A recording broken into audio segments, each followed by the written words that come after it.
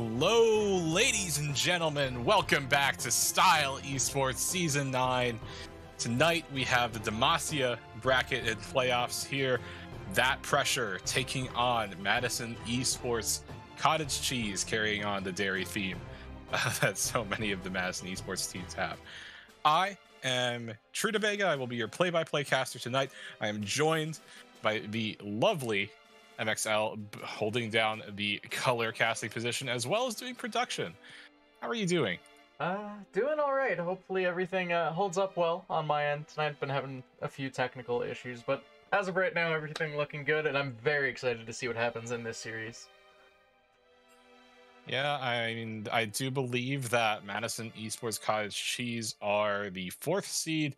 That pressure a bit lower on the bracket at 7th, but this is, I do believe, Style runs on a true double elimination system, so even if, either team loses out in this match, they have the opportunity to, climb out and make it all the way to finals. But this still is very early on in our playoff run. I believe this is still round 1 of it all. Just waiting for the teams to get into their pro draft here. But otherwise, since you've had the opportunity to take a look at some of these players, do you expect any, spicy picks, anything interesting from either of these teams? The big things that come to the foreground, Indian Frog in the top lane for Madison Esports. That's a lot of Darius, like a ridiculous amount of Darius. I'm expecting that that's not going to be let through, or that there's some like spicy counter pick that Squizzy has ready for a response. Again, some more fun picks I could potentially see. I'm looking at the Rengar. We already see that taken off the table. Hyphen not going to be allowed to pick that up. By far is most played jungler, so not too surprised to see that. Squizzy as well, known for the Jax, so again, wouldn't be too surprised to see that taken away as it is taken off the table. Mm-hmm. So, really just trying to attack a lot of the comfort picks available so far, reflecting in the bans. Headed into this first game here. Seraphine taken off the board. I think at this point on in the season, a lot of people have some pretty choice feelings about Seraphine. Most of them are negative. Encore as an ultimate is really, really annoying to play against. Like, just her ultimate alone. Super, super frustrating. So I don't mind that you see a ban on Seraphine. Normally I do see it banned on red side if both supports can play it. But, a lot of support focus coming in from that pressure. This is what I was going to mention as well. Leona, a very comfortable pick for DM Looter. Would not be too surprised. The most played support is Senna. The win rate doesn't necessarily look too great, but could see that come out. Could see my favorite champion, the Morgana. There's also a Zyra thrown in there. It's a little spicy to see either the Morg, Zyra, or Senna right now. Would mostly expect to see like a Braum or a Nautilus come out from the support role, but the Gangplank, I was going to mention this. Squizzy mostly plays only Jackson Gangplank. I'm assuming that missed ban is just the Gangplank ban. And yeah, It's going to lead to the Nami first pick here, so a very, very strong support right now. Yeah, Nami just super versatile in that support role. She can she's a bit of a do-everything support, right? She can engage, disengage, buff, debuff, heal, shield if she has a Summonary or Guardian. So where Nami is in the meta, I think that makes a great deal of sense, just because it's something that's super safe. That's not a ton of picks that can be picked to counter it. But hey, Braum is one of those theoretical counters, and that is what MECC lock in there. Yeah. Normally when I've played that matchup, I feel like it's just using Stand Behind Me and then Unbreakable to just block the Nami wave is just huge. Yeah. You can block the wave. I'm pretty sure you can block the bubble as well, and it will only knock up the Braum. So a lot of fun interactions that can happen with that Unbreakable shield. Interested to see what the pairing with it will be. I'm assuming that's not going to be a Nocturne. It looks like that was the classic pro draft timeout, but we will have to see. Lucian currently being hovered. I'm interested to see if that's going to be locked in, or what the decision around the Nocturne pick will be. There's no word on the Nocturne, so maybe it is actually going to be officially locked in here. Yeah, I mean, Lucian Braum is a classic pairing, so I wouldn't have been surprised if MECC said, hey, this was actually our pick. But the timer does run out, and that means that pressure, they will lock in that super strong bot lane between Lucian and Nami, able to get so much priority, as I think everyone has seen, both across the professional scene of League of Legends, but also, you know, within the amateur circuit. It is a very, very straightforward combo. It has a ton of damage early, and yeah, super, super hard to play against, especially with Lucian's changes. Ooh, Echo. All right, I am always excited to see an Echo pick. Technically can still be flexed to the mid lane, but did a few patches back get some buffs to his jungle clear. It feels insanely good. Granted, his gank potential is not necessarily the best. You have to use that parallel convergence, set up the stun for yourself. Could look to set it up with Nami here, but it definitely can be rough if he doesn't get off the ground. But with that early clear, early scuttle contest could happen. Twitch Braum is going to be the response to Lucian Nami, and that concerns me a little bit. Yeah, I mean, I'm not entirely jazzed about that as well. Speaking from my own personal experience as a support main, when you have something like Braum that can functionally counter a Nami, both early and in team fights, you want to pair it with something aggressive. Lucian is one of those picks, but MECC, they didn't lock it in, and Twitch is a scaling ADC. You really want to survive the laning phase, transition forward, and, you know, hit your critical item spike. So I think that's a bit of a almost anti-synergy in that respect. Yeah. But yeah. I mean, I kind of agree with you. The other thing I'm looking at is the Darius was still available for Indian Frog, something that this player is very clearly comfortable on. I almost would have liked to see that picked up in the third slot, because I don't necessarily think you're going to be drawing a Twitch ban at this stage in the draft. And then you could just ban out two counter picks to the Darius, make sure that you're getting yourself in a very favorable topside matchup, and try to play heavy through that lane. Right now, though, you're probably going to end up having to blind the top laner, and it's not going to feel as great with arguably Indian Frog's most comfortable champ off the table. Yeah, and, you know, like, the bans in general really reflect a lot of attention heading towards that top lane. MECC looks like, oh, hey, that's a Karma. I'm assuming that would just go mid. It can slot in. Well, I've played Karma top recently, so I'm gonna withhold judgment. There is also the argument of Nocturne being a potential solo laner as well, so technically these two champions can flex to both top and mid. Vex being hovered, and I would love to see this. It's a little worrisome against Twitch, but does so well against the rest of Madison Esports composition. Yeah, I mean, like, Vex capable of punishing mobility. Granted, there's not a whole ton of it that Madison Esports have drafted for themselves at the moment, but what Vex does have in spades is just burst. You know, marketed as an artillery mage, but honestly, those team fight resets can get absolutely insane. And ooh, a blind Aurelia lock potentially here. That's a statement.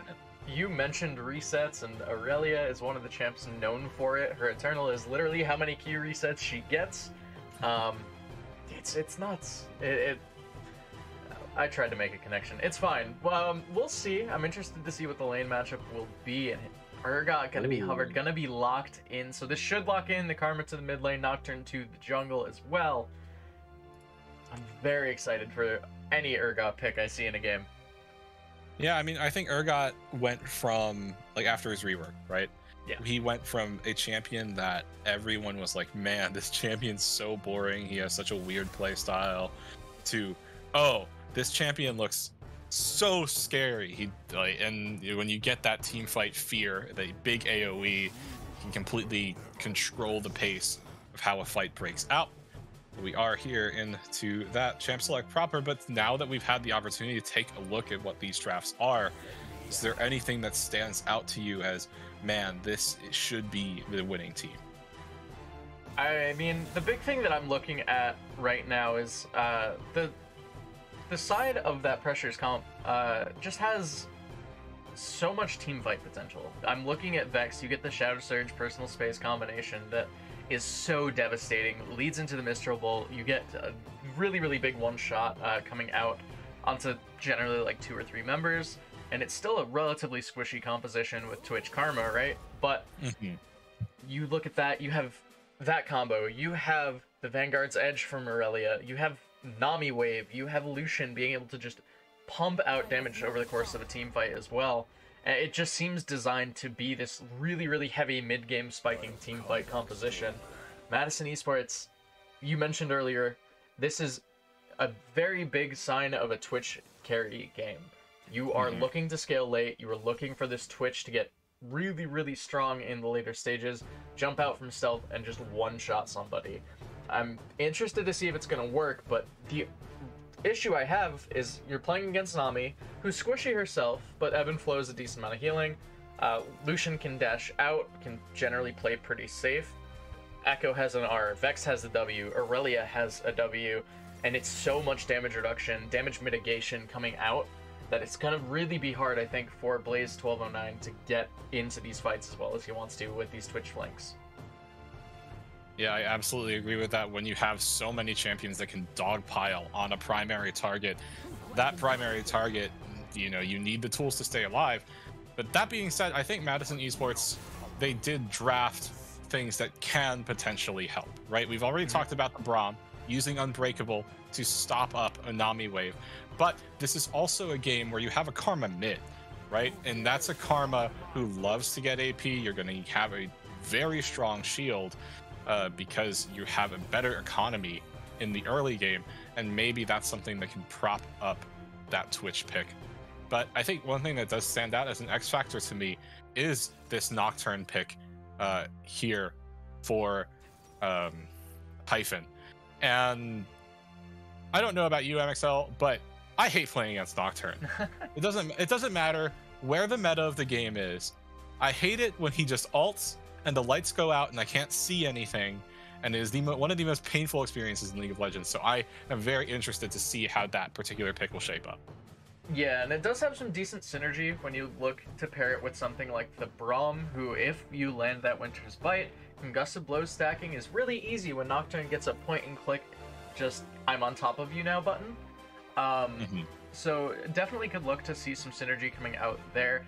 I think it can be rough to deal with, but again, I'm looking at the same issues that Twitch is going to face, where it's really, really hard to stick to whoever he's trying to hit unless it's going to be this Nami. And even if TG Myth goes down, I feel like that pressure just has a little bit of a team fight composition edge in this game. Yeah, I mean, I am absolutely inclined to agree with you. But as far as, you know, specific lane matchups go, is there anything that you think like, oh yeah, this would be a super hard matchup, or if, you know, one champion gets out of control here, this can completely dominate the game? Is there anything like that that stands out to you? Yeah, so this might be some solo queue bias coming in. I've been playing a little too much top lane recently. Urgot is one of those champions that if he gets ahead, it is so difficult to keep him down any point later in the game. And I think Aurelia, while she can do that blade surge everywhere, get all the resets, get 4 stacks now, and just start like trying to pump out damage, trying to skirmish with Urgot, if Indian Frog is able to get ahead, Squizzy's not going to have a fun time in this matchup. And it's something that I still think is slightly Urgot favored just because of the range advantage, just because of the shotgun knees. There's so much damage this champion does early, and if he gets ahead, he is so tanky with the current build for him that it is incredibly difficult to shut him down later. Well, I mean, I believe the consensus is that the both of us do like the comp that Pressure have drafted for themselves. Probably because we've seen, you know, so much of it in professional or solo queue play at this point. But that does not mean that Madison Esports doesn't have answers headed into this first game. But if I had to put my money where my mouth is, I would personally probably say that Pressure's comp is far more appealing to me. I don't know about you, though. Do you think that either team will just completely win out in this first game? Compositionally, I agree with you. I think that Pressure has a more cohesive identity as a comp. But I do think just some slight player differentials on the Madison Esports side do give him a little bit of an advantage here, especially if you're looking at the top half. Indian Frog gonna look to put on the carry pants this time around, and if he takes over a game, or if he's gonna take over a game, it's gonna be this one. Well, you have heard it there for you folks, and we are just waiting for that spectator delay to tick down in just over 1 minute. But don't go anywhere. We'll be right back with game number 1 of That Pressure versus Madison Esports Cottage Cheese.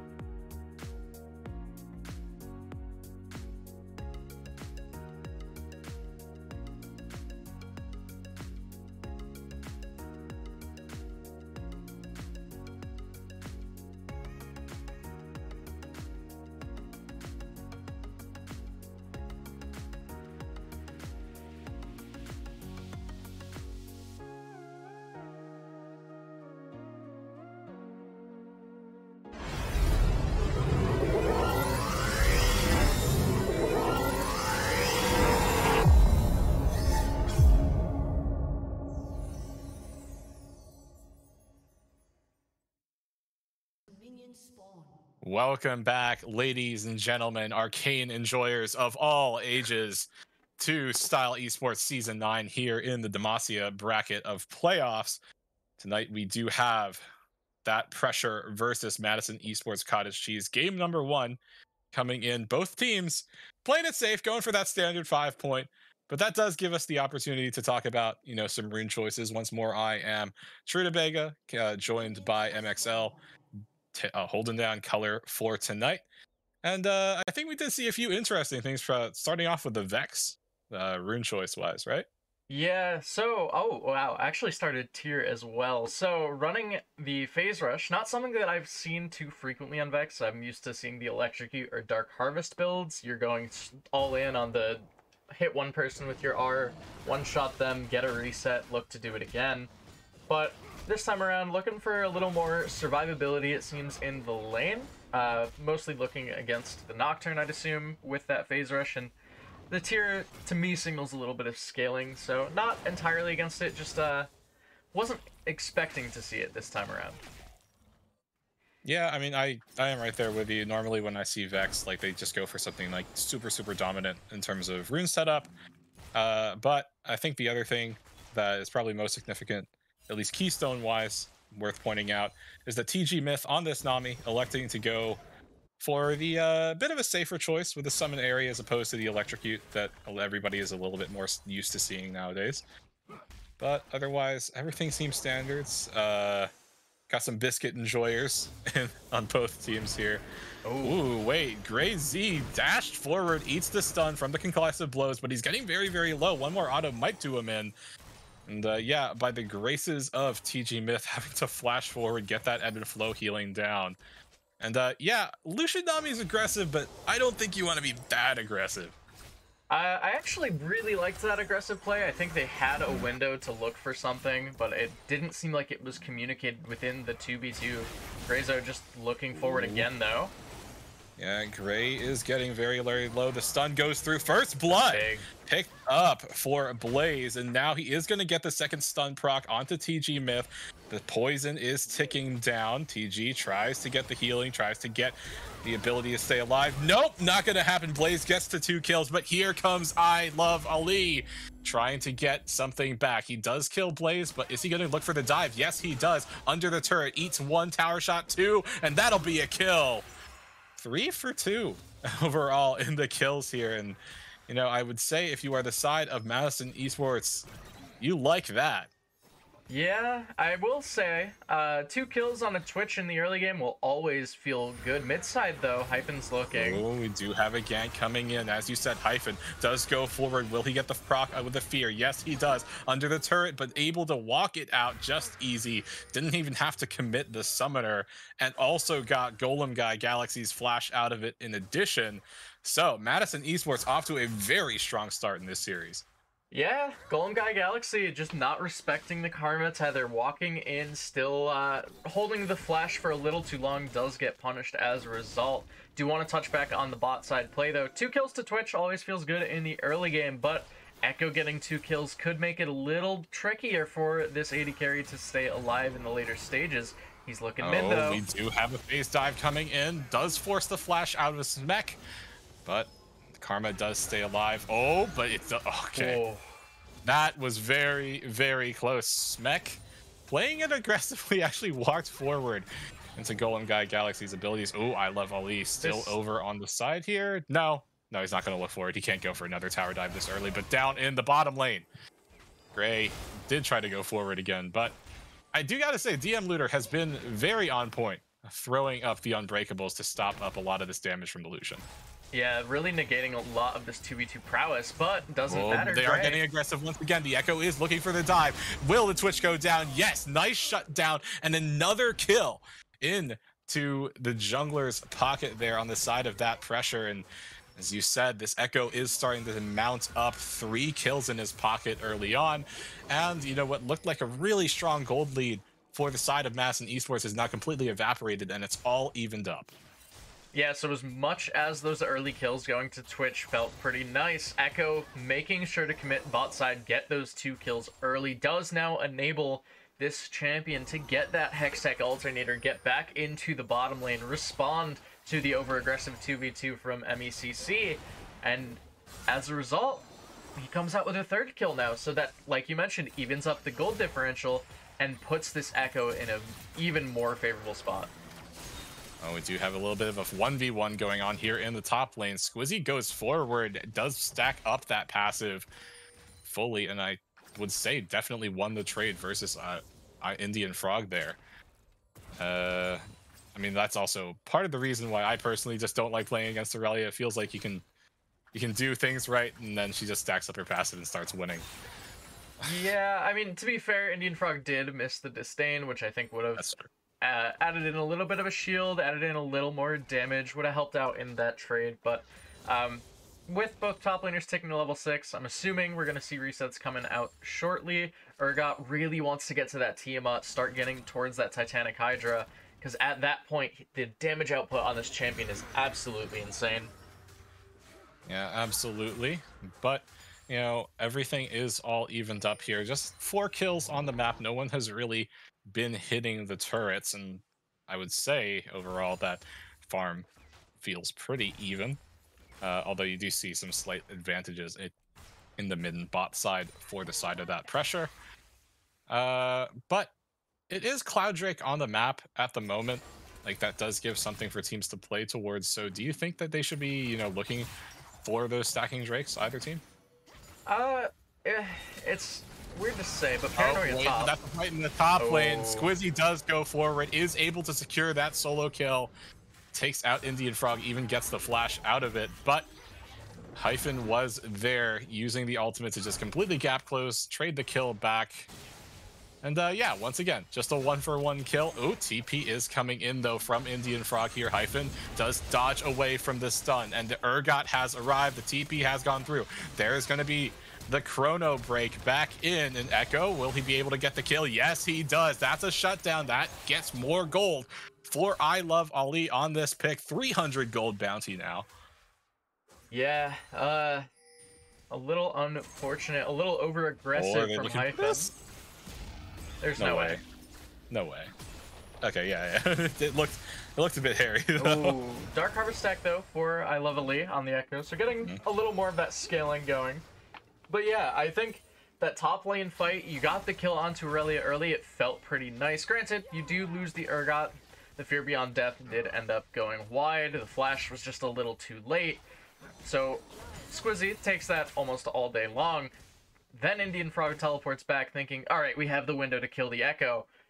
Ends up losing so much health and now is sitting in a very rough spot in this lane. Does have the Tiamat, so damage is starting to come online, but it doesn't feel like it's enough yet. Aqua Prison does land there onto Blaze in the bot lane, but through the good graces of the Unbreakable, they are able to just completely deny the damage and trade the kill back. Spray and pray. You got to be careful about that. You can technically dodge away from those auto attacks, but you have to have insanely high movement speed, which Gray does not have. I mean, you can also dash, I'm pretty sure, but yeah, it's a weird timing, to say the least. To go back to your question from like 3 minutes ago, though, of the Drake stacking, I do think with this Cloud, this early Cloud Drake, if you are on the side of MECC, you want that on your Urgot, on the Nocturne, get that ultimate uptime just even more ridiculous than it already is. That pressure doesn't necessarily need it for themselves with the denial. Paranoia coming into the mid lane here, though. Hyphen does force out Golem Guy Galaxy's flash one more time. Yeah, this Vex not having a great time so far. Yeah. Has had to flash 2 times within 10 minutes already. Oh, there in the top lane, though. Squizzy does finally get hit up by that Disdain, eating a whole ton of damage. Throws down the Blade Surge, or keeps getting resets on Blade Surge, rather, and is able to just get that solo kill. Vanguard's Edge has a surprising chunk of damage to it, and I don't think Indian Frog accounted for that. Yeah, and part of it as well was just a beautiful Blade Surge from Squizzy to dodge out from the Fear Beyond Death once again. We saw that interaction happen earlier in the top lane, and just a straight up outplay coming out from this Aurelia, doing so much work in the early stage of this game. They know this Echo's down here bot side. Paranoia is not quite available yet, but I'm interested to see. It looks like they're looking for some sort of a force regardless. I mean, it definitely looked that way, although you do see Hyphen and Smek walk away, and now it's actually I Love Ali, who is sitting in the lane brushes. They might be looking for a setup, as you said, but doesn't look like Blaze and DM Looter are going to bite on that. But that does give them prio towards this dragon at the very least. Yeah, and actually Lucian walking in for a deep ward at the moment. Parallel convergence forces the stun. Knock up with the tidal wave, and DM Looter getting very, very low. Throws down the glacial fissure, but there is the chrono break back in. I love Ali all in, trying to look for more kills. They don't get it, and it's TG Myth who ends up going down. Huge shutdown for Smek as the fight keeps going. Golem Guy Galaxy able to finish off Hyphen as Blaze and Smek are the only ones alive. There's the recast on that Vex ultimate, and they're trying to look for more. They force the flash out of Gray, but I don't think anyone can keep getting aggressive here. No TPs available on either of the top laners, so it looks like the mid and the AD carries of both teams are just trying to hold it down, but there is the root. Smek going forward. Blaze is in stealth, has the movement speed, gets the auto attacks in, but can Gray trade it back? He has his passive on, but that was a huge mantra Q, and the Arcane Comet will secure the kill for Smek. A beautiful, beautiful, just punish, I guess, on the overstay from the side of that pressure. A very, very, very big pickup to go over to this Karma mid as well. Now does have the Ludens completed and will be dealing so much damage. Blaze getting the reset now as well. Should be fairly close to what looks like a Blade of the Ruined King for themselves, as that is picked up. So many huge power spikes right now for MECC, and this should, if I'd expect to see them look to play towards this dragon with all these item advantages right now. Mythic done for the Nocturne, has the Stride Breaker. We already mentioned the other two, and these are the three massive characters you need to have these power spikes on for a potential Drake fight. Yeah, gold going on to the targets you want it on. Probably the one exception of that is Indian Frog suffering there in his 1v1 in the top lane. But unfortunately, the Dragon hasn't been started up. Didn't look like they found the proper opportunity to start it. But as you said, Blaze looking for something aggressive, does have that Bork, steals the movement speed. TG Myth can't survive. They are going to use the Glacial Fissure. Gray is trying to run for the hills as Blaze is in the ambush, and he can't find the additional auto attacks. But look at that poison ticking down. And that was what, 2 auto attacks to take 50% of his health. But here in the mid lane, I Love Ali does come in with the parallel conversion, but there is the counter gank with the paranoia. Can the Nocturne find something? Vex trying to get away. There's the re-engage with the phase dive in to the chrono break. I Love Ali stays alive, able to keep his mid laner alive. In addition to that, no one goes down there in the mid lane, but they will pop the Rift Herald, should get at least 2 plates. Oh, Hyphen, in a bit of an awkward spot. Phase dive and hit the tower instead! And that is really, really bad. Golem Guy Galaxy so low, and here comes his team's bot lane. Shutdown does go into I Love Ali's pocket, but at what cost? Blaze pops the spray and pray and takes out the jungler of that pressure, and that should give them a free way into that Cloud Drake. Yeah, it feels a little late for this Cloud Drake, but Twitch now 7-2-2 for Blaze. Doing so much work on this AD carry. We also saw earlier on the Rift Herald was secured during a bot fight in the top lane. This top lane, Indian Frog getting so low, forced to walk away. Didn't even burn flash. You gotta think, like, was he just playing it really cool, or did he resign himself and just chose to walk it out? Yeah, I mean, if I'm in his shoes, I'm thinking there's no world in which I live this or outplay this. I'm a level down. Aurelia's already sitting on the board. Oh so no, TG Myth, he is gonna eat the stun, and it's actually DM Looter that gets the kill. But this is what happens when you have a giga-fed Twitch this early on in the game and you are an Enchanter support. You cannot survive alone.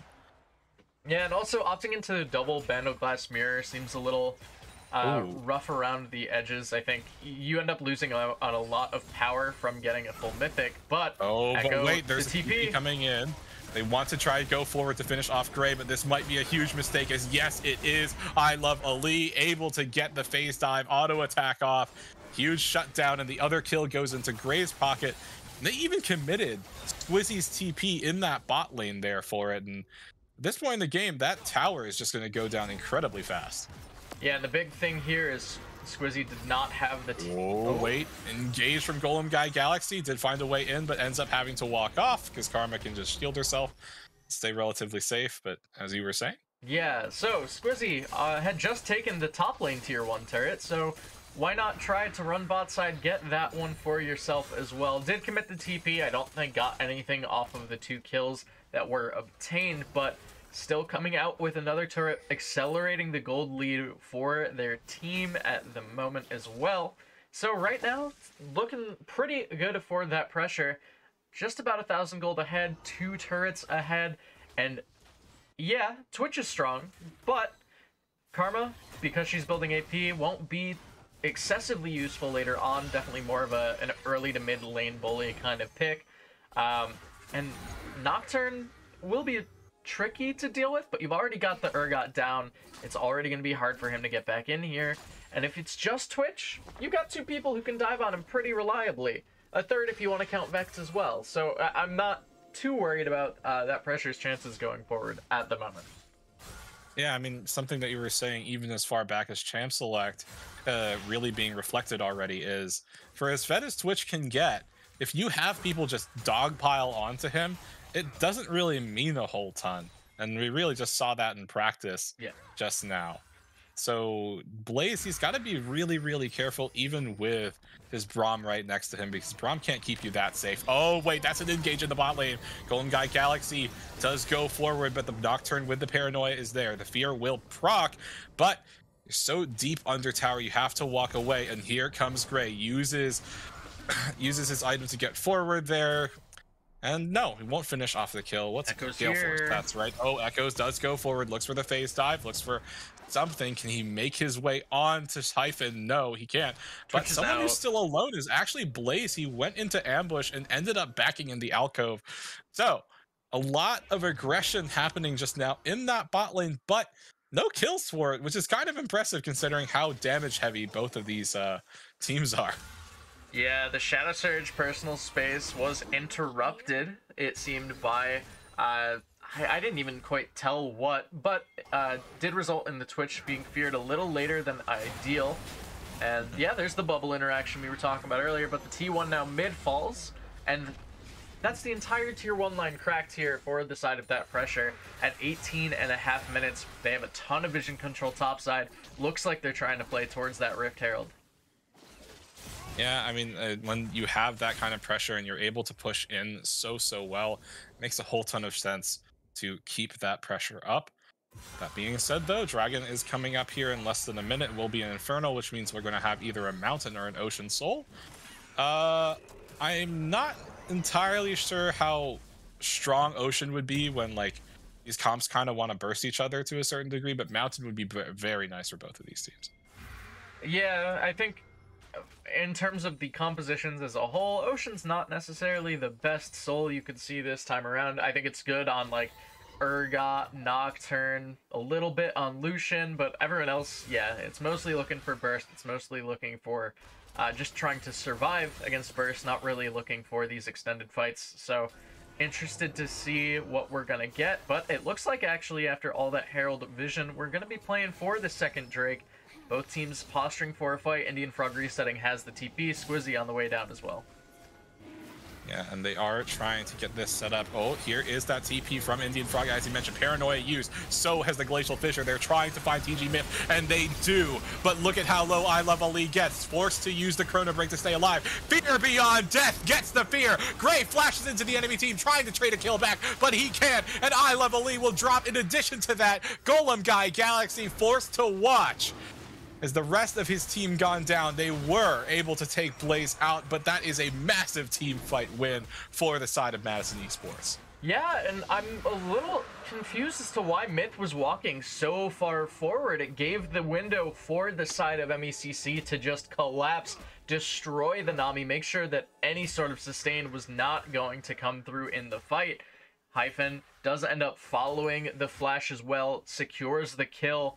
And we mentioned in the draft, Braum does pretty well into Nami, cancels out the wave, cancels out the disengage, and ends up canceling out that Pressure's team fight. Aggressive TP in from Squizzy here, looking to kill Indian Frog. Gets the flash out. Whoa, DM Looter is here to keep his top laner safe. Paranoia does go through, and there's the stun, there's the fear. And DM Looter comes away with the kill, but Indian Frog also stays alive. I love Ali, he is here, does look for the phase dive, looks for more, but he can't find anything else in addition to that. And that actually means it's just a kill on Aurelia. You got the flash and the TP out. Blaze, he does see where Gray is, pops the spray, gets the auto attacks into the expunge, or contaminate rather, as it's called nowadays. And yeah, that is just another solo kill for Blaze here. And Madison Esports, it looked a little bit hairy, but they are starting to, you know, wrestle control in this game back. They are still down 3 turrets, but they actually have a gold lead. Golden Guy Galaxy getting very, very low, trying to take a kill back onto Smek, flashes under the turret, and will get executed. Worth in all chat. You can almost see it. But yeah, Madison Esports, they are very happy with how the game state is going now.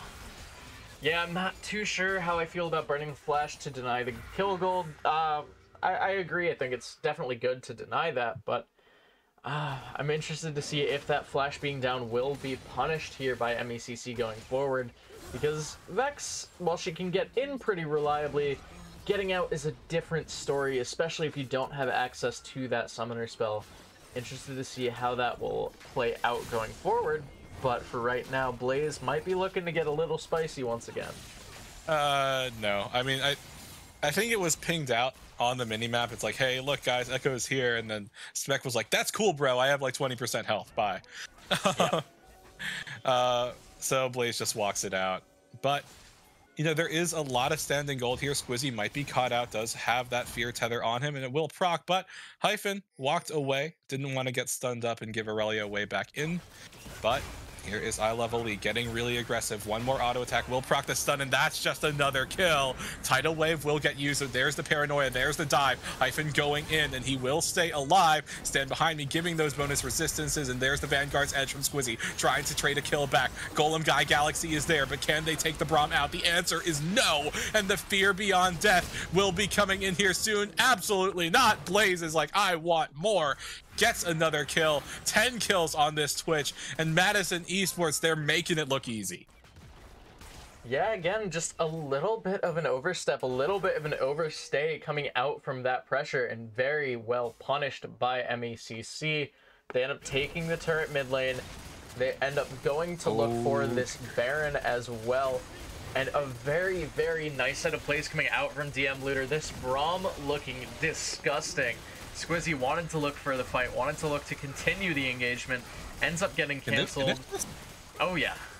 Oh, look, I don't believe coming in. They don't have a jungler. Okay, okay. Wait, there's the phase dive. He's he gets stolen! He phase dives in, gets the smite steal. Huge punish coming through from that pressure, and that's why you have got to be scared of doing Baron without your jungler. But there's the Paranoia. Will find its way onto Gray. They're able to trade back 2 kills, but boy, is it depressing to be doing Baron that entire time and then lose the objective to Echo just phase diving in and getting a smite off. Yeah, there was potentially a window for iLevelE to use that ultimate try and escape as well. Didn't quite use it. Had a little bit of a Jensen moment for sure, but Shadow Surge top. Indian Frog getting pretty low. Will probably die here, almost certainly. In fact, and Squizzy ends up using Vanguard's Edge, but it's actually Golem Guy Galaxy who gets the kill right before teammate's ultimate lands. And yeah, over aggression. I don't think they needed to force that, especially with Hyphen down there, because if the Nocturne is in that, I think that's just an easy smite secure. Yeah, it was definitely close. I think there was a window. They were looking to try and just burst it out. They could have been able to secure regardless, turn the fight. Just a game of inches at that Baron, so ended up losing out as a result. Drake being started here, though. This would be the first one for that pressure. It looks like MECC is perfectly fine giving that one away. I definitely agree with that, especially after losing that Baron, but I'm interested to see what's going to happen going forward. Like, Gray at that Baron fight, just walking forward after, you know, your jungler already stole Baron, there's no one else in the river, face checks the Twitch, and It's a super easy kill for Blaze, who's already doing so well on this Twitch. Getting even more gold in his pocket is going to be very daunting going forward. Yeah, I mean, taking a look at the inventories really quick, Blaze is roughly a full item ahead of Gray. Like, this Twitch is very much activated, even though, you're like 13 CS down. What's 13 CS in relation to a full item? Oh, dear. Wow. That looked like a mistake from Smek, if I've ever seen one. No, that's what we call mental mind games. You didn't need that ability to land. Just baiting. Is that what I'm hearing? Yeah. Ooh. Oh, wait. Golden Guy Galaxy forced to flash away. Indian Frog ends up using the Fear Beyond Death to force the slow, get the vision. And here comes I Love Ali. He's going to have to use his Chrono Break, but isn't able to do so because he gets stunned up. But the TP is getting channeled. Here comes Squizzy, and the fight continues to break out. Are they going to be able to secure Gray? Yes, they are. And now Blaze has arrived. Pops the spray and pray, gets the autos off, looks for the reset into the ambush, trying to hunt down the fish. And will he skewer himself some fish? They're looking for it. And Aqua Prison. Very well done from TG Myth to stay alive there. But yeah, you tried to stall out, and that gave Blaze time to come in. And this Twitch is completely massive and able to dictate fights all on his own. And that whole time, Karma was just able to sit bot lane, chill out, not have to go into the fight. Squizzy teleports in, ends up falling, and everything right now is coming up in favor of MECC. They take the mid T2. They're looking to push into the T3. Shadow Surge, though. Oh, Golem Guy Galaxy does use that Shadow Surge, rolling forward into the nice Aqua Prison, and that's a huge shutdown from I Love Ali. They will look for another Shadow Surge. Can they kill DM Looter? Yes, I believe they can. They want the resets for that Vex. One more? They want the and yeah, that will be another kill for I Love Ali, getting a huge influx of gold off of that. And the gold lead, it does get much smaller off of those 3 kills. And yeah, they just overstayed, I guess. Yeah, a little over aggressive or over eager from Blaze. You don't want to be the one frontlining as Twitch, generally speaking, especially against something like the Vex. If that Shadow Surge hits onto the Braum, onto the Nocturne, it could have been a different fight. You might not have even had a fight break out, but because Blaze is the one tagged up, he will end up going down, and it leads to resets coming out for Golem Guy Galaxy and a very, very good fight, just overall for the side of that pressure. Yeah, and, with that being said and done, towers all evened up, gold all evened up. And that pressure, it really looked like they were feeling the pressure, but now it looks like they found an opportunity. Blaze, yeah, I don't think you do. Like, you're 2 levels down. Yes, you're a very fed Twitch, but we've all seen in a Federelia, or even a not Federelia, just completely solo out 80 carries. Gotta be very careful. Worth noting as well, Squizzy opting into the Gore Drinker build that we saw a lot before the Spite passive was removed. I think it's not as good as it used to be. Granted, it gives you some decent Omnivamp. I still would probably have preferred to see the Shield Bow build coming out when you're against so much burst. Granted, looks to be building into the Starak, so that will still help out. Again, I don't think it's necessarily bad. I just like the squishier crit build. I think it's a little more fun. But yeah, it's just one thing to keep in mind going forward. And again, the active is still really strong if you're able to be in the middle of 3-4 people. So not necessarily a bad decision. Yeah, I absolutely agree with you. Also, big damage numbers are satisfying. Crits are huge. Nice to watch. But that being said, that is not what Squizzy elected to go. Although I do agree with your analysis about the builds overall. I do think, Shield Bow probably better overall in my mind. But the next objective that is coming up here on the Rift will be that Dragon. This would be sole point for this side of Madison Esports here. But it doesn't look like they're super well set up. TP actually coming in from Golem Guy Galaxy to give that pressure away to start setting up in towards this Dragon. But otherwise, it looks fairly standard. Oh my word. Gray and TG Myth got chunked out so hard by the Mantra Q there. And there's the engage. Oh my word, another steal from I Love Ali, but it will be Golem Guy Galaxy paying for it with his life. Squizzy in addition to that, and there's the Paranoia looking for TG Myth. They are going to get the kill. They want to secure it onto Gray, and it's only I Love Ali alive. Blaze going forward, has the movement speed, has the resets. Can he look for the Echo? Not quite, but that means the rest of the team will be pushing down the mid lane. They don't have a minion wave. Whoops. Yeah, I was going to mention, they take the fight. Sure, they lose the Drake, so that is going to be the second Mountain Drake going over to that pressure, but mid-wave not quite available. They will be able to push into T3 now. Twitch, in the meantime, taking the tier 2 bot lane. So, regardless, they do lose the Drake, but get a massive influx of gold as a result. Looks to be 2 turrets and an inhibitor, but Echo Blaze is getting chased down, forced to walk out here. Does have his Mob Malmortius shield popped. Still trying to walk it out, but I Love Ali, he might be getting caught out here. Parallel Convergence is not available quite yet, although he does have that Chrono Break. The rest of the team getting very, very pressured here. Nice Glacial Blizzard to interrupt the Blade Surge from Squizzy, but the Echo is still there in the back, looking for the opportunity. I Love Ali able to actually cancel out the Fear Beyond Death, but the Echo is so incredibly low.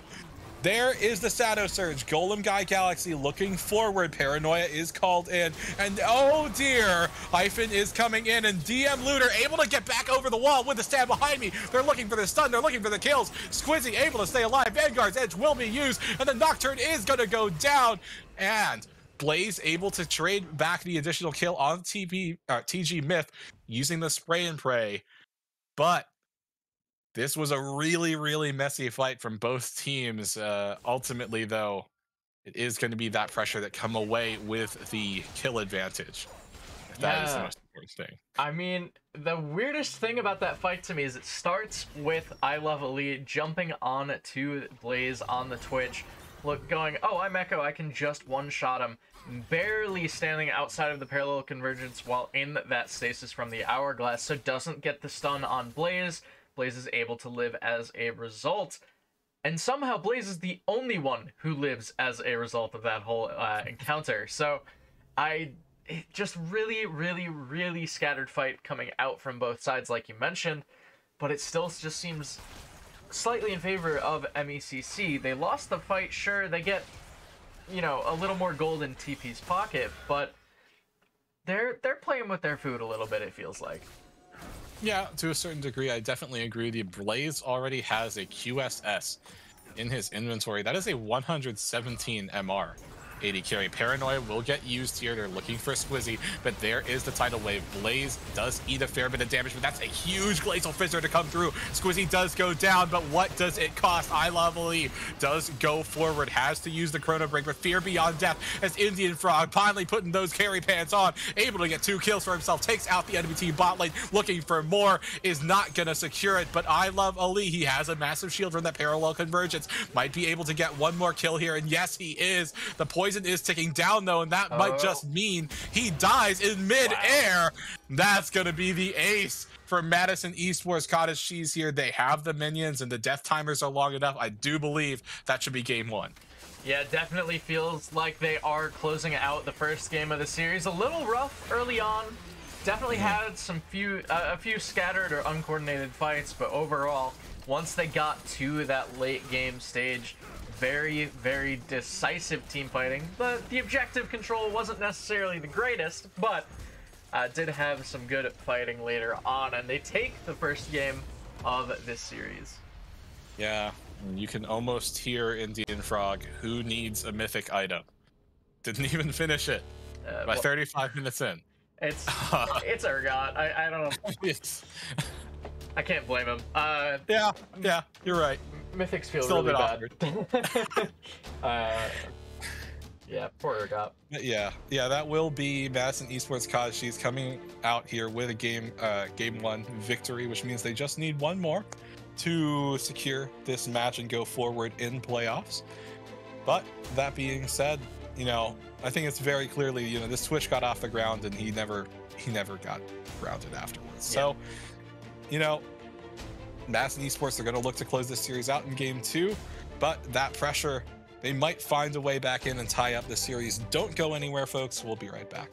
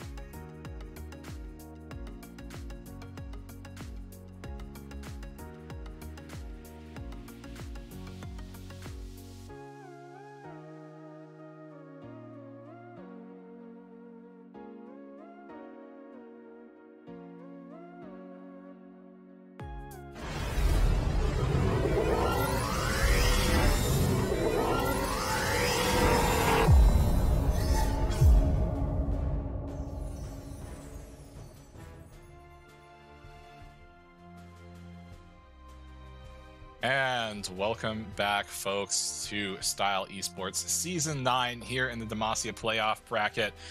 As we have Madison Esports Cottage Cheese get that for game number 1 victory against that pressure. The teams have swapped off, and we are into the pro draft for game number 2. Once more, I am Trudabega, joined by MXL. MXL, how are you feeling after that first game? A little confused, I guess is how I'll phrase it. I think we both touched on it a little bit in the draft of last game as well.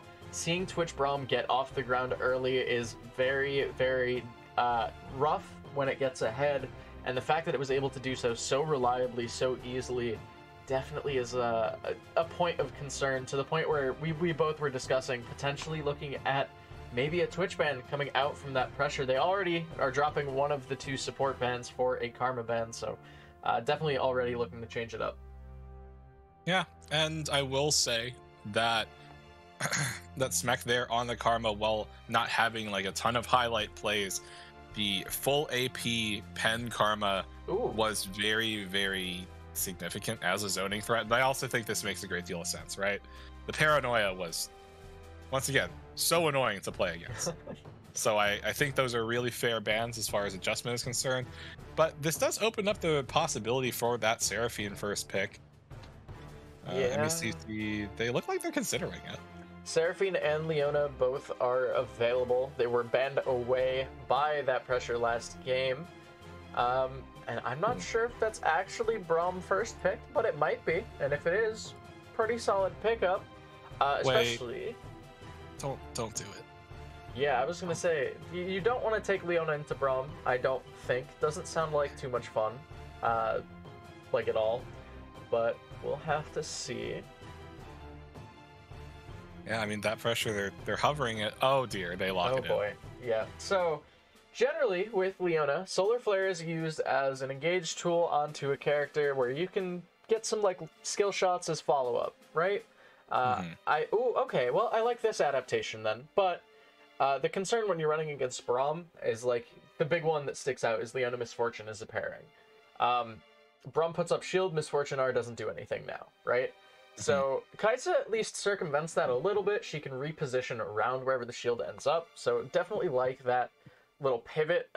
Granted, Kaisa right now I don't think is all that strong, so I'm interested to see how it's going to play out this time around. Echo is available though this time, and it will be going over to MECC. We saw I Love Aaliyah on the pick for that pressure last game do fairly well. Interested to see it on the other side of the rift.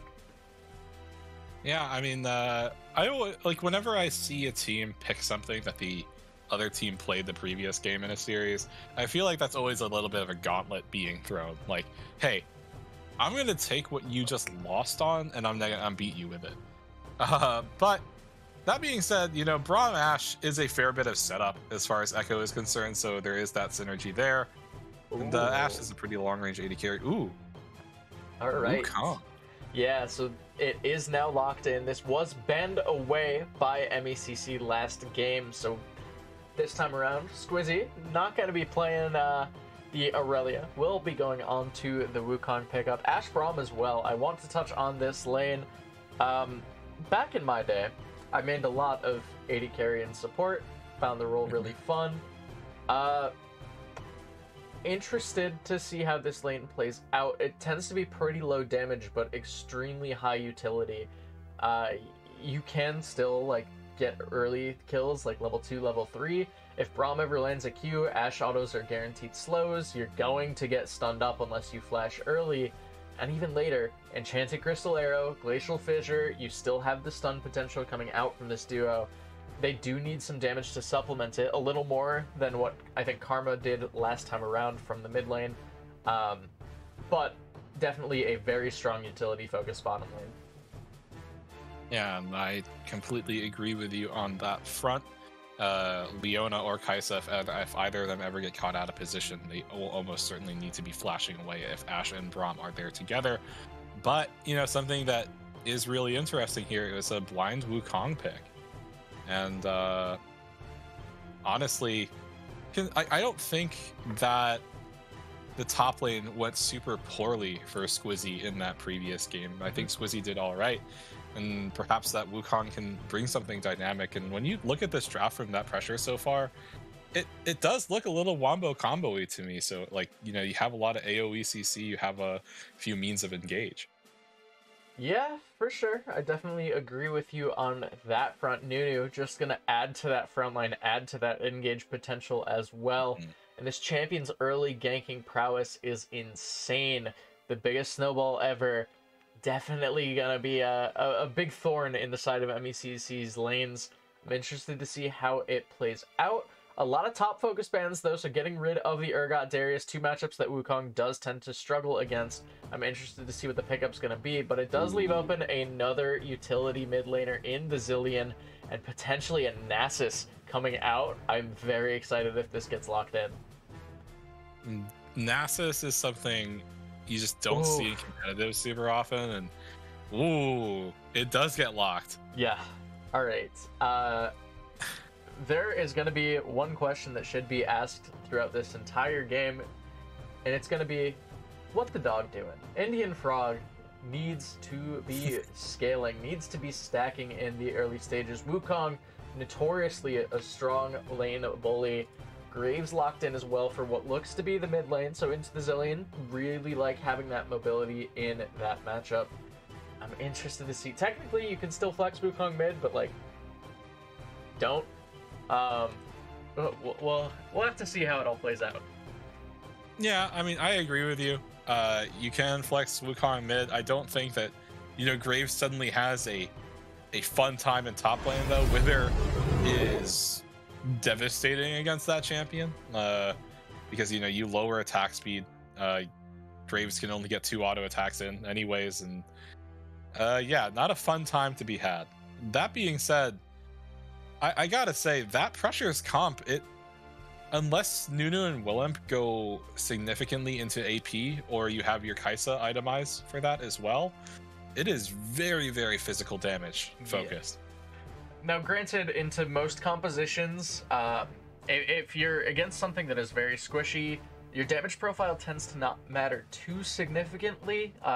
Think if you're against 580 carries, it doesn't matter if you're a full AP team. They're 580 carries. They're not going to be building resistances, or at least not enough to where it's going to be too relevant.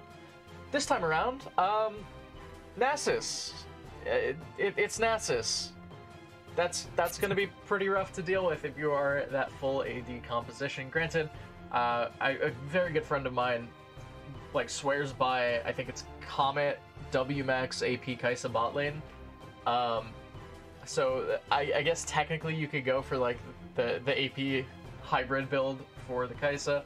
Definitely would like to see a Nashor's Tooth at some point, just to, you know, round out that magic damage profile on this champion. We'll have to see though. Nasus Zilean is a terrifying combination of champions to deal with, especially going later in the game. Point and click speed up, not fun. Point and click Nasus has 2 lives, also not fun. It's gonna be very, very hard, I think, for that pressure to shut down this Nasus in the later stages of the game. Yeah, especially, you know, when you pop Fury of the Sands, right? You get your bonus health and your bonus resistances. Nasus becomes that much harder to fight, because he's tankier, but he also, I think his Q cooldown goes down to something like 1 second. Yeah, like I think it is really hard to fight against the Nasus. I'm pretty sure it has like 50% cooldown reduction as a result of you popping R. I forget what the exact like implication is. All I can say is that, yeah, for some reason Nasus does seem to have a very huge level 6 1v1 potential spike for a champion that is notoriously mid-game focused or late-game stacking focused, right? Where he wants to be split pushing, he wants to just get up to that 1,000 stack count that every Nasus dreams of. I'm interested to see if there's that level 6 potential, because Wukong is also a notoriously slippery champion. Yeah, absolutely. Especially because, you know, there are circumstances where, you know, Squizzy on this Wukong can look for a fight, and if you press clone at the right time, Indian Frog might actually just end up withering the clone. And yeah, that means that Wukong has free reign of the fights overall. Yeah. That being said, though, similar-ish comp from the side of Madison Esports Cottage Cheese here. just because you have a jungler that has carry potential, you have a utility mid laner. The bot lane, not as hard carry as you mentioned. Ashe is, I think honestly the premier utility AD. But Ashe can also be a hyper carry in her own right in the late game, so it will be interesting to see how Blaze will pilot that pick. No way. You saw that swap, right? Oh. I Love Lee just swapped with Golem Guy Galaxy, and that is a really interesting move because when you're in biggest snowball ever as Nunu, you can't get slowed. That actually might be like really, really devastating for Smeka in the mid. And oh, it is locked in. That's huge. All right. Well, off this new development, how are you feeling? So you mentioned unless it's an AP Nunu, which generally speaking, mid lane Nunu will be going into an AP focused build. This is some tech that I have not seen in a while. It is extremely frustrating to deal with as a mid laner, for no reason other than he just kind of pushes a wave randomly, slinks back under his tower, waits for the W to come back up, pushes the wave again, and just kind of does that on repeat. Will shut down a lot of the potential neutralization that Zilean was looking to achieve. And now you also factor in side lane potential. I mentioned earlier, biggest snowball ever is very devastating in a side lane fight. Now throw some AP into the back of that, and it's even worse to deal with. Yeah, I mean, I believe biggest snowball ever has ultimate levels of damage and AP scaling as far as Nunu is concerned. One thing I do want to pick your brain for, though, do you think Golem Guy Galaxy goes something spicy like Predator and tries to just run to a side lane and smash that snowball in? I'm interested to see one way or the other. Predator didn't get buffed directly, but as a result of the ingenious Hunter changes. Yeah, I always forget the name. I normally call them like ingenious Ravenous, relentless, whatever. Anyway, it's definitely a stronger option. The big thing with Nunu though is you cannot change the snowball's like speed once it's already started channeling. You have to make sure that you pop it early. So if he just like is sitting mid lane, pops the Predator, and then uses a snowball in the side lane, yeah, there's a lot of potential for this Nunu to just like come barreling in at Mach 20, hit you with a snowball, and just demolish your health bar. Yeah, absolutely. And with that being said, you know, we have some interesting picks headed here into Game 2 between MECC and That Pressure. Will MECC be able to close the series out, or will That Pressure utilize this Nunu to tie everything up? We'll see in a couple of minutes here as we wait out the spectator delay. Don't go anywhere. We'll be right back.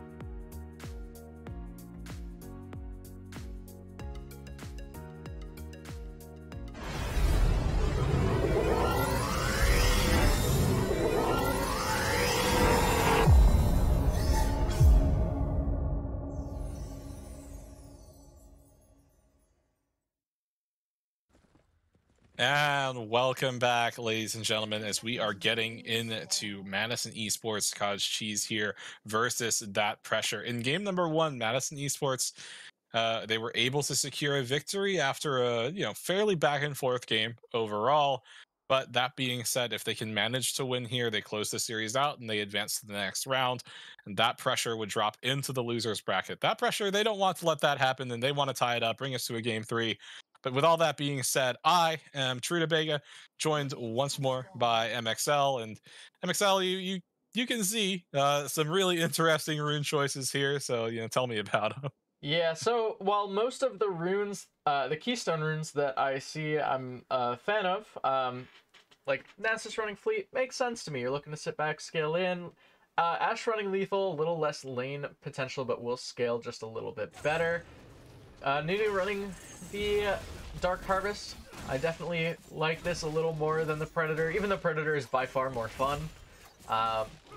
The big keystone that sticks out to me as being a little egregious, and I think we discussed this a little bit during the load, is the Graves running the fleet footwork. Generally, this champion is extremely safe, extremely healthy in his jungle clear. Would like to have seen a more damage-oriented rune choice there. And then there were some secondaries that concerned me. I'm looking at Echo running the Gathering Storm.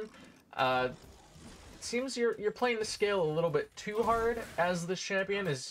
I tend to prefer the free boots that you get from that one rune that I always forget the name of. Magical Footwear, now that I'm thinking about it a little more. And that mostly covers some of the rune decisions that I wasn't huge on. I actually really like Predator Echo, so for the same reasons we mentioned for the Predator Nunu in the draft. Yeah, I mean, that be like with Predator just getting partially buffed off of those Genius Hunter changes. I agree with you. You can look for a number of avenues in for engage, and I think something that you said in the previous game, right, was that Echo does need a little bit of setup. He needs to find ways in. Oh, but this might be an early roam from Golden Guy Galaxy. Yeah. It's walking down the river. He does have that biggest snowball ever channeled up, looking for a way in.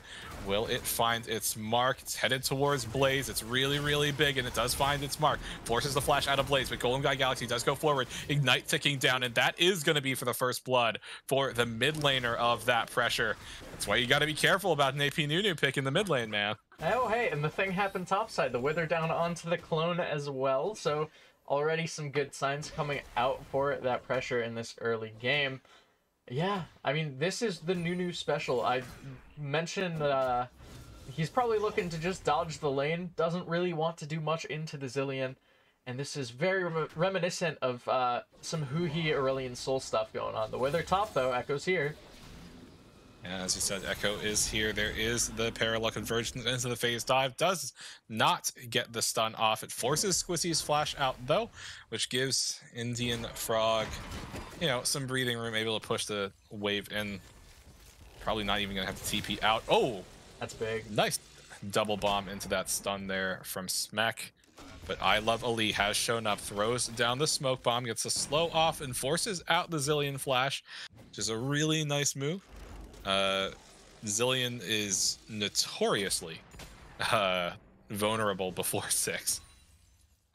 Yeah, I mean, he's a very mobile champion, so even post 6 it can be rough. Granted, that ultimate is one of the most disgusting things in the game.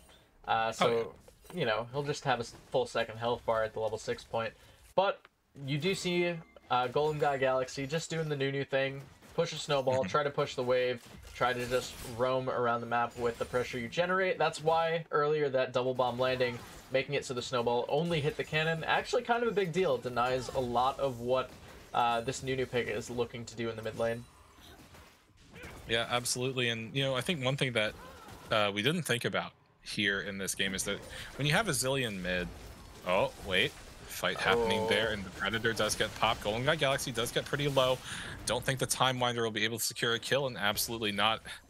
That means Golden Guy Galaxy flashed out to stay safe, but as AP Nunu, you can just munch on a minion, and you pretty much get back a lot of the health that you lose in a fight. Yeah.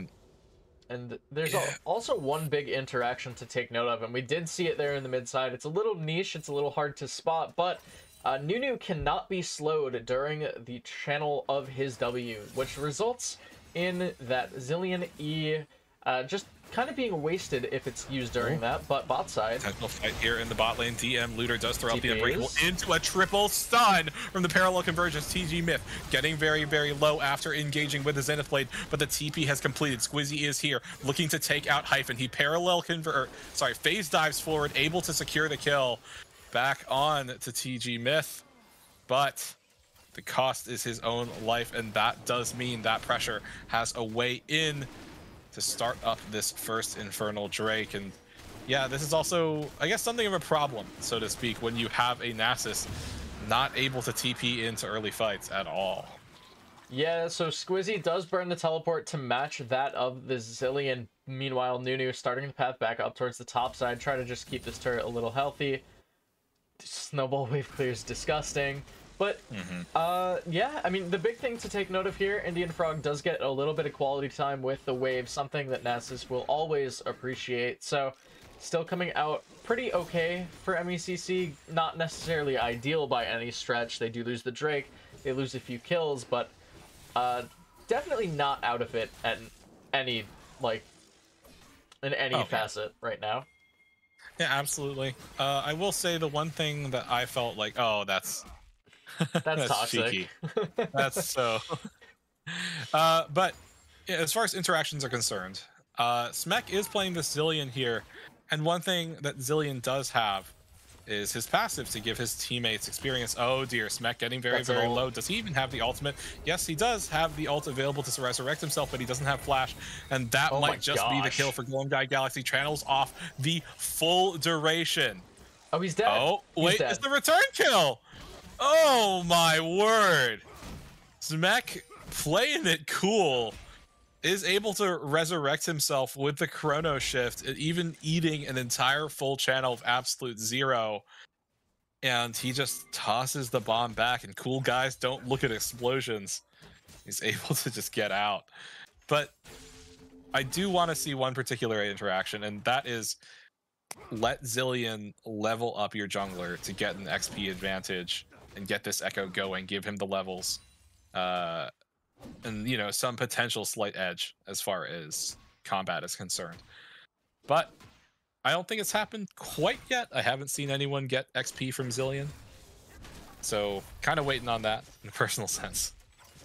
Yeah, I mean, it's definitely an interaction that can happen. It's not as weird as the old Zillion passive from way back in the day. 5% increased XP for everyone, right? But bot lane, potentially a fight. Snowball coming in. Snowball ever does come here. Although DM Looter is able to stop it up. Parallel Convergence does find a double stun, but there is the Zenith Blade going in. I Love Ali is going to be dying here, and now the Chrono Break is used. Additional stun onto TG Myth, but Leona is a very, very tanky champion. And the the next cast, biggest snowball ever, finds a double knockup, and they're able to secure Hyphen, although TG Myth getting very, very low. They're trying to get the kill back over, and Gray is eating a lot of auto attacks, but does have those double buffs available. Forced to flash out to safety, and the volley is gonna get it! Blaze! Man, with the fadeaway volley, taking a note out of his mid laner's book, is able to get those double buffs for himself on this Ashe, and they are able to trade back those kills. TP was finally used by Indian Frog. And there is the biggest snowball ever once again, will find its way back in, but the Wither is on. There's not too much mana, but the blue buff does a lot in that regard. Will Indian Frog be able to get it? No! As Golem Guy Galaxy is able to walk it out with practically zero health. And yeah, once again, gotta be careful of that Nunu. Yeah, the big thing I want to point out though, Blaze and Gray both within an auto attack of death in that 1v1 outside of that tower range, and Gray flashing away, turning back, trying to find the Void Seeker, trying to secure the kill with the skill shot.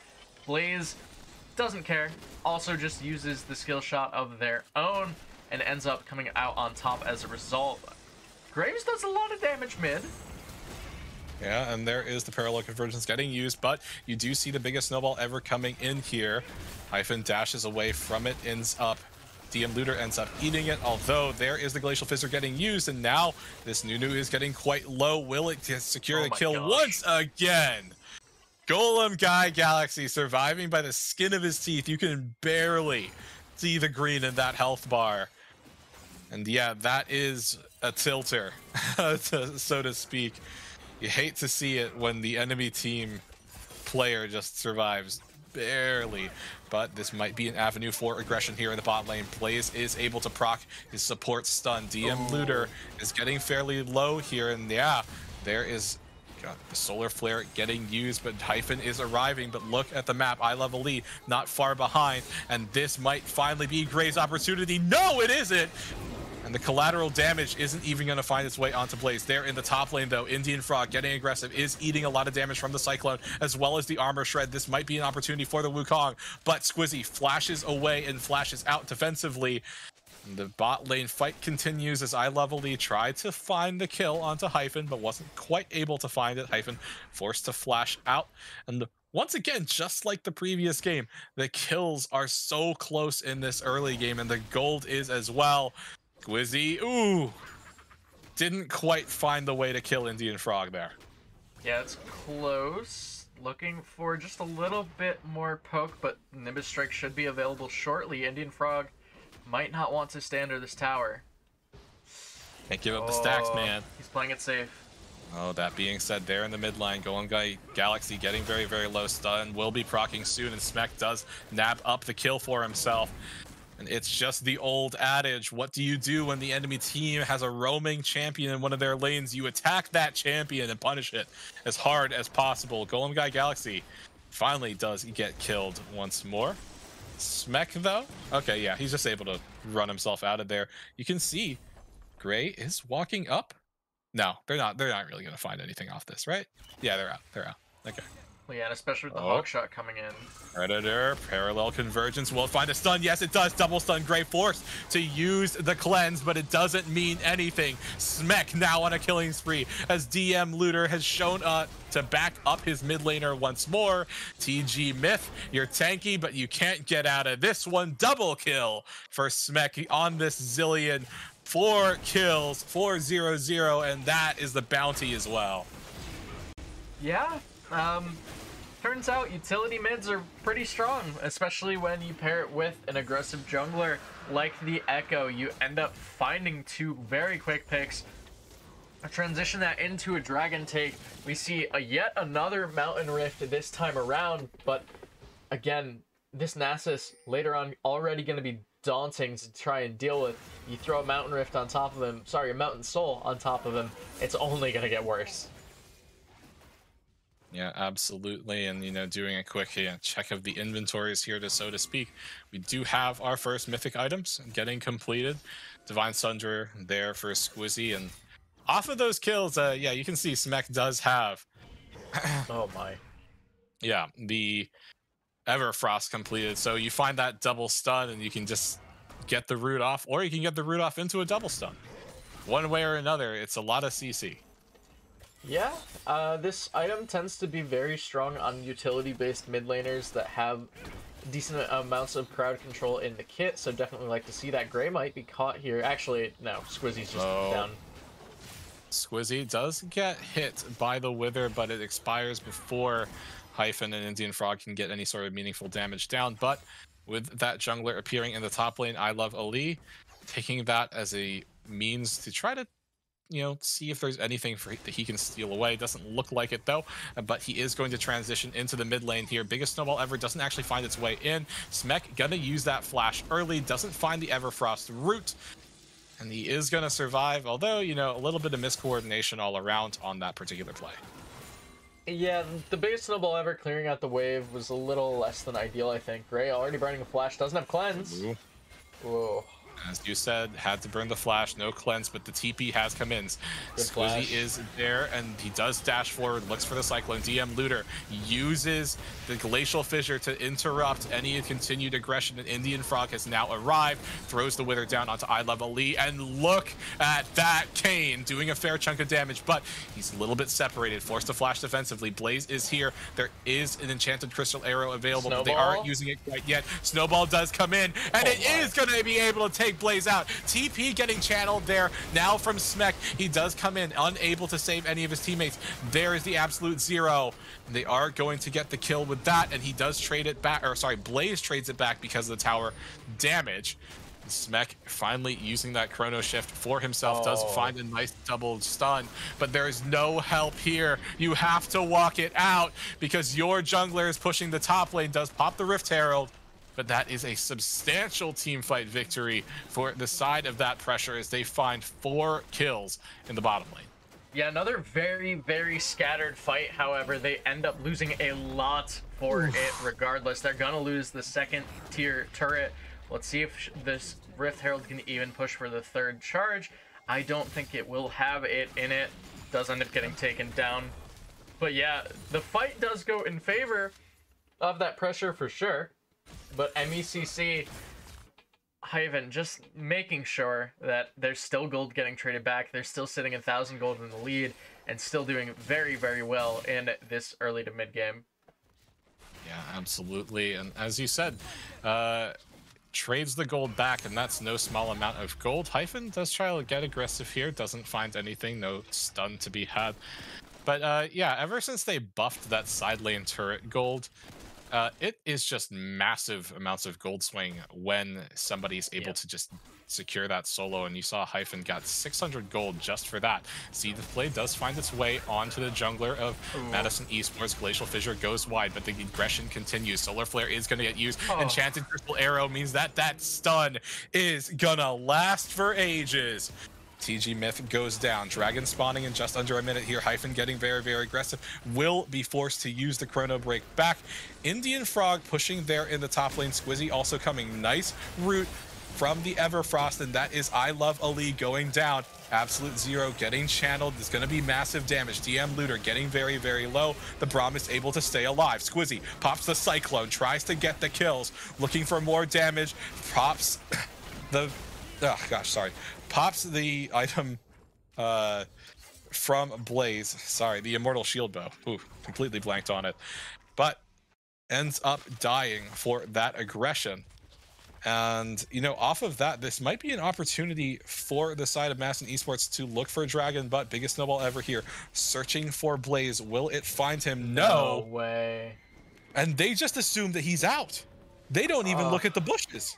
This happened last game to the Twitch in the alcove. This time it's an Ash in a bush. And Blaze, twice in this series now, just barely escaping any sort of kill. Granted, with all these resets coming out, this does open a window for that pressure to regain control around the Drake Pit, potentially look for better vision coverage, look for a way to look for a fight. Granted, it's a little difficult. They won't have the Wukong teleport, so neither top laner should be here. Actually, looks like Echo's a little late to the play, so it should just go over. 2 HP scares me, but has been secured regardless. Yeah, I mean, it does look like Smack trying to get a little bit aggressive, does find the Everfrost root into the stun. And yeah, that should be TG Myth going down, uses the Solar Flare, trying to dissuade continued aggression. But I Love Ali will be eating that Enchanted Crystal Arrow and into the double bomb once more. Double kill for Smek. This Zillion is huge. 7-1-4. And you know, this is the moment where you're like, yeah, don't look at my CS numbers, guys. I'm carrying super hard. I mean, yeah, for sure. But also, you look across the rift at your lane opponent, and you're like, I'm still out farming him. So. Oh dear. Oh, that snowball. Yeah, I actually think Blaze might have dodged it out. DM Looter was very zealous in trying to defend his AD carry. Absolute Zero is going to get used there. Smek using his own ultimate to try to stay alive, but since it's ticking down, he has to flash out, and that means Squizzy will be using that Cyclone. Nice double bomb into the stun to stop up Gray for a little bit there. Cyclone is going to get used. Zenith Blade as well. TG Myth in the middle of the fight. Squizzy getting very, very low. And now that will be a kill. And another one too. Indian Frog finally joins the rest of his team here in the mid lane. And while it looked all evened up for a good bit there, Madison Esports, they're coming away with a significant lead. Roughly 7k here at 20 minutes. I love Ali and Gray in a bad spot. Both forced for the flash defensively, but Hyphen goes godlike under the tower. And oh dear, this is why you do not like playing against Nasus and AD carry. Wither into Kane, and that's a kill. But Golem Guy Galaxy comes in, biggest snowball ever, able to nab up 1 kill in return. But yeah, I would say Madison Esports, they are very happy with the lead they've constructed for themselves. Yeah, and it doesn't look, well, okay, no, it is going to be over. I will say that fight started out just on what looked like frustration coming out from that pressure. They looked for the window onto the Zilean, and Squizzy trying to go forward, trying to wait out that ultimate, trying to make sure that the kill would be secured. Smemek just flashes away, is able to live, and oh my gosh, he's just so fast. Yeah, I mean, you just speed yourself up as Zilean, and you just can't get caught. Yeah. That being said, yeah, this Zilean is completely controlling the pace of the game, finding double bomb after double bomb. Yeah, I mean, even after, though, that initial fight started, right? After we see the flash coming out from Zilean, it just seemed like there was frustration from the side of that pressure, going way too deep, way too far forward, getting punished for it, and MECC just taking that any day of the week, coming out so far ahead now. The gold was like 1,000 gold of a difference early on in this game, like 3-4 minutes ago, and now all of a sudden it's blossomed into a 7,500 lead in favor of MECC. Yeah, that's and unfortunate. that's a fat finger as far as everything is concerned, but Smemek is not the focus of the enemy team. It's actually going to be Blaze. Glacial Fissure is going to get used, stops up Skiwi a little bit, or Squizzy rather, does find the stun, forces the flash out from Golem Guy Galaxy. TG Myth not long for the world as well, and now I Love Ali trying to run for the hills. Biggest snowball ever, doesn't really find anything, a few knockups, but now the Graves is getting very, very low, tries to dash away, and you will see the Zanyas get popped by the Echo, but Blaze is on a rampage, is able to secure that kill onto I Love Ali. And it just feels like absolute and utter domination from the side here, Madison Esports, as they go up to a 10k gold lead at 22 minutes. Yeah, that pressure once again just overextending, overexerting themselves, and it might have actually just cost them the game, and as a result, the series. Yeah, I mean, they are on those Nexus turrets. It looks like Golem Guy Galaxy coming up here in a few seconds. This has to be the go button. This has to be the stall. And it looks like that pressure, they're committing for it. They're trying for the kills. They're looking for a Blaze. Golem Guy Galaxy in the back line. But can he find anything? No, absolute zero. Kill after kill after kill. And I Love Ali. He's the last one alive. Oh, no, not quite yet. Squizzy is still there trying to stay alive, but it's just not enough. As that pressure, they will fall to Madison Esports Cottage Cheese, who look to go 2-0 in this series. Oh, there's the shutdown. Trying to stat pad a little, trying to style on him. We like that here at Style Esports. But that will be MECC going to a quick and solid 2-0 in this series and advancing towards that next round in the playoffs here in the Demacia bracket. This is not the end, though, for that pressure, although they did get 2-0'd here. They are now in the losers bracket. They have one more opportunity with the next rotation of games to keep their playoff hopes and aspirations alive. That being said, though, this was a pretty convincing game number 2 here. Madison Esports will continue their march in playoffs.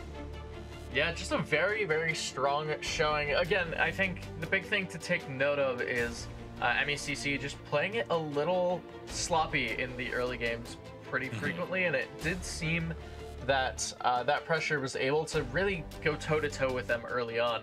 Once we got more into the mid game, once we got more towards the macro play, definitely felt like MECC was kind of kicked it back into gear, said, all right, we're taking back over the game. And when they're looking to face Rising Tide Typhoon in the next round of playoffs, I'm not sure that you really want to have some of these sloppy mistakes come out against what is the 1 seed in this division. Yeah, I absolutely agree with you on that front. I mean, like, early game is super important at roughly every single bracket of competitive play. And it really does seem like MECC have a lot of things to work on. And that being said, so do that pressure after this series. That being said, it was a relatively exciting series to watch. But with all that being said and done, that rounds out our games this evening and for this week here at Style Esports. I hope everybody watching finds the opportunity to watch, or continue watching as we head into our next round of playoffs next week. And do you have any closing remarks, MXL? Yeah, I think ultimately MECC definitely can come out of this with their heads held high. Quick 2-0 made it look definitely competitive either way. I think that pressure definitely also has a lot to look forward to coming from this set. So very well played from both teams. Very excited to see where they go further on in the playoffs. Okay, and with that, our stream tonight should be wrapping up. I do find it incumbent on myself to, say thank you to you, MXL, for both doing color and for doing production tonight. And in addition to that, got a shout out that Style Esports does have a Patreon. So if all of you watching were entertained by our stream tonight, please feel free to, subscribe to our Patreon and help us make and produce better content week after week for all of you. But with that, I hope you all have a good night and farewell.